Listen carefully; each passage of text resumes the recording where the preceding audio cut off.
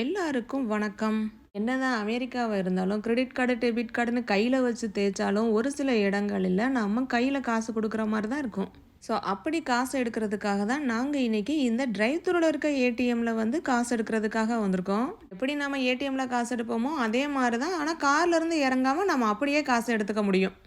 கார நாம இந்த ஏடிஎம் மிஷின் பக்கத்துல நம்ம கைய நீட்டி காசு எடுக்கிற அளவுக்கு டிஸ்டன்ஸ்ல நிறுத்திக்கிறணும். மாதிரி இடங்கள்ல நம்ம காசு எடுக்கும்போது ரொம்ப கவனமா இருக்கணும். அக்கம் பக்கம் யார் இருக்காங்கங்கிறத கவனிக்கிறது ரொம்ப முக்கியம். எல்லா நேரமும் நம்மளை சுத்தி நல்லவங்களே இருப்பாங்கன்னு நாம நம்ப முடியாது இல்லையா? சூழ்நிலை யாரை வேணாலும் எப்படி வேணாலும் மாத்திருது. அதனால நம்மளோட பணத்தை பாதுகாக்கணும் அப்படின்னா நாம தான் விழிப்புணர்வா இருக்கணும். அதனால காசை எடுக்கிறதுக்காக நாம பேங்க்குக்குள்ள போய் எடுக்கலாம். இல்லைன்னா இந்த மாதிரி டிரைவ் த்ரூல ஏடிஎம் யூஸ் பண்ணி எடுக்கலாம்.